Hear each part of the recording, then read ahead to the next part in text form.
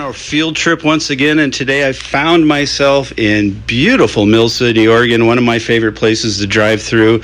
And as many of you know, over the last few years, this whole Canyon country here has been struggling after the big devastating fires. And one of the sad parts was watching one of our actually a couple cannabis shops burn down over here. And one that we've always done business with over the years was Canyon Cannabis. They used to be in Gates. They're now in Mill City, and I've got the owner right here, Thorin, with me.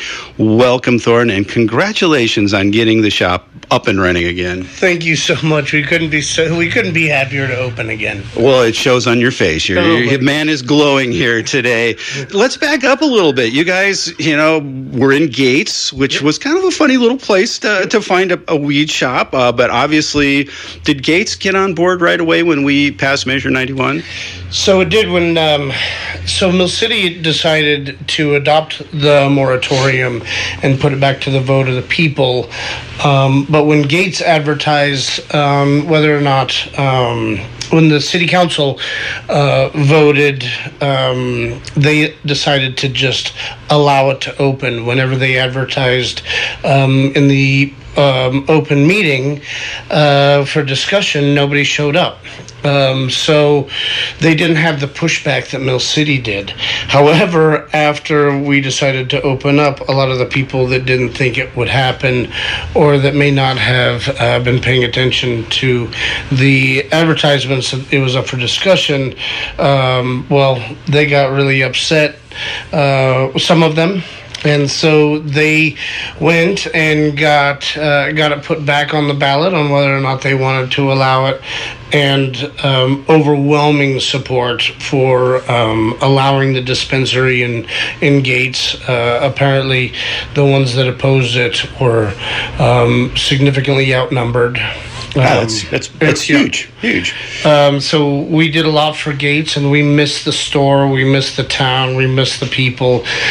Fortunately, Mill City being so close to Gates, we're going to be able to see a lot of our customers again. But our store was we had a beautiful spot, and of course, it was a devastating loss that we wish hadn't happened. But what are you going to do? Natural disasters happen. Yeah. And did you guys own that building in Gates? So my business partner owned that building and had for several years prior.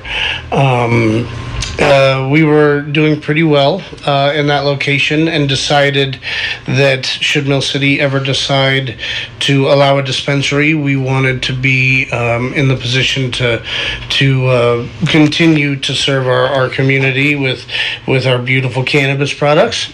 So we bought a building in Mill City. We didn't realize that hindsight, actually it was foresight almost. We didn't realize that something was going to happen to our other building, but we could not have afforded to rebuild in the same location just because of the way the market and insurance dealt with us. Right. So it was fortuitous that we had purchased this building in Mill City, although the hurdles that were in front of us to get the dispensary in Mill City open, since Mill City adopted the moratorium, sent it to the vote of the people, and by a very narrow margin, there was not a dispensary allowed in Mill City. Right. And do you think having the shop up there in Gates made it a little easier second time around? Because you guys voted in November, and 100%. And how did that vote go? We smashed again. It was, the margins were like 60-40. We won by almost 20 points. I think it was like 17, 18 points, 18%. Oh, and after the fire, I imagine just the option to have some fresh revenue coming into the city coffers is probably pretty attractive. Yes, and especially since they saw how much revenue that Gates was getting off of our dispensary. And sadly, Gates isn't going to be able to see that for a while, but who knows? We still have the property, although there's no building on it. Got 2 metal posts. That's right. That's right. The little purple and green ones. Who knows what we might want to do with that location. Should Gates decide to welcome us back, we might be able to do something there. But the dispensary, I think, is in a better location. As much as we loved Gates, Mill City is my home. Not only is it home here, you're mayor.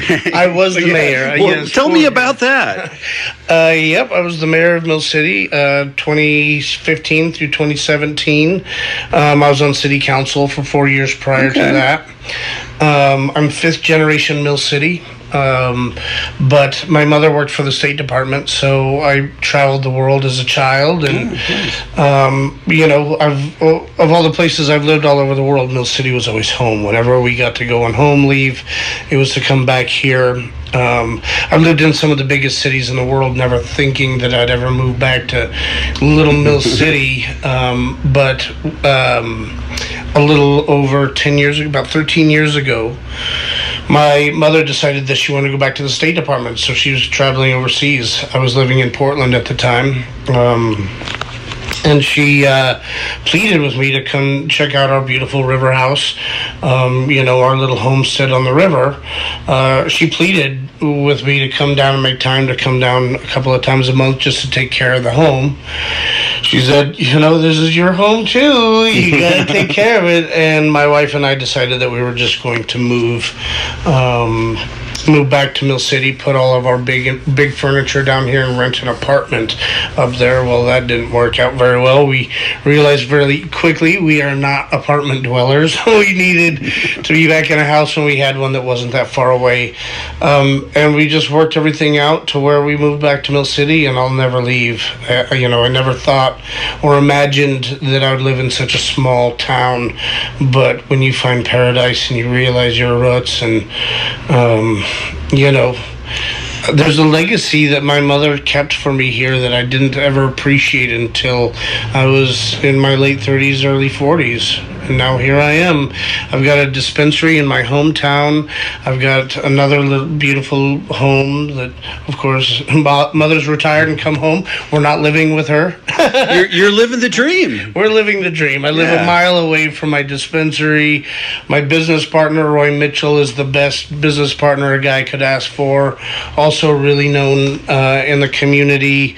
He and I have been business partners since the inception of Canyon Cannabis and Gates. And backing up a little bit, you obviously had a long passion for cannabis prior to all that? Absolutely. Okay. I've been...